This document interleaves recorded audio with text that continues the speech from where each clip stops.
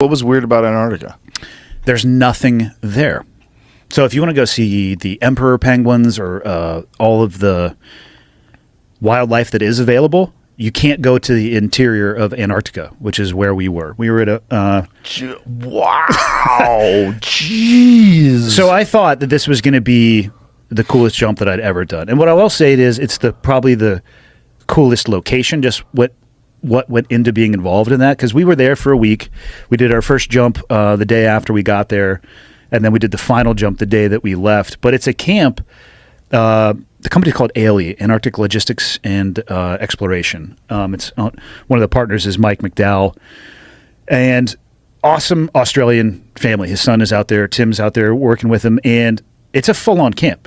Like Alex Honnold had passed through shortly after we had left there. He was climbing Mount Vincent, which is the largest mountain in Antarctica.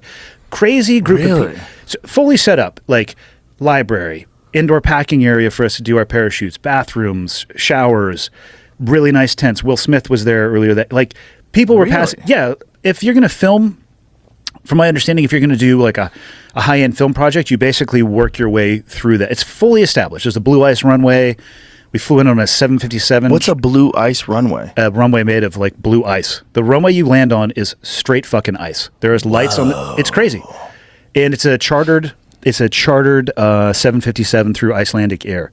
Yeah. Holy shit, you just land on ice? Straight up blue ice. It wasn't that like a deep dark blue. Yeah, that's the Russian. So if you look in front of that aircraft, that's what it is. What the fuck? So that's the Russian plane, which that actually landed while we were there. I got a killer GoPro shot. That's the camp, third row down. The little yep, that's it right there. And that's basically what it looked like when we were there too. They had now is that camp set up for scientists? Like, no. So there at the South Pole, there is a bunch of, from my understanding, like pure science going on there, funded by governments. This is straight up kind of tourism. I mean, you can go there and just hang out in camp. You can go see glaciers. Yeah, I mean, this is at one of the other. They have remote camps as well. They have like a crazy, like very high end camp. Like there's tents like that. Those are the tents we were staying in right there. That one that's hovering over there. Those are the kind of tents that we were staying in. Whoa! But it's on an ice field. There's no insects. There's no wildlife. The sun doesn't go down, and how much food do they have up there? As much as you could possibly want. They had a full like dining facility. The setup there is unbelievable. You can go in and get food anytime you want to. They're doing like they'll have a presentation every night. High-end like National Geographic photographer. All sorts of crazy motherfuckers pass through there. Like, I'm just going to walk to the South Pole, and they'll come back in subsequent years and give talks on, where they went and how they avoided these crevasses, which I had no fear of until I went to Antarctica and got the brief on crevasses, which is just, you're dead. They'll never find you again. And the camp is, of course, surrounded by them. So how deep are they?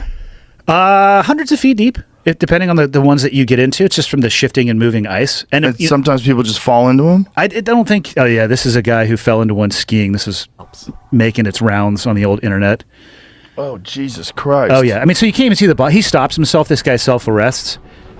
Oh, fuck. But who knows how much farther down that... How did he get back out? He might have self-rescued. Or he could have been... Self-rescued is a terrible fucking phrase. Yeah, but it's also actually pretty important to know how to do. Yeah. At all times, whatever it is that you are actually doing in your life. Do those guys ski like that with an ice pick?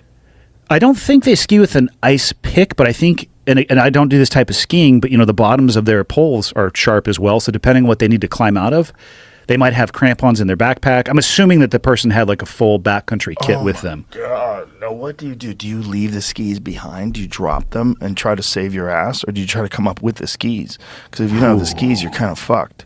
Well, if they're smart, they're going to have a GPS communicator of some kind. Yeah. Like in the modern era, if you go out into the backcountry of any kind and don't have the ability to communicate, you're a fucking idiot. Like the barriers to entry is a couple $100, and you can talk to people. Maybe only text, but you could hit a button and legitimately people will come get you. I would say it depends on the situation that you're in. I think priority should be self-rescue if you can. Yep. He was able to get out using ice cleats and a piece of rope from his friend.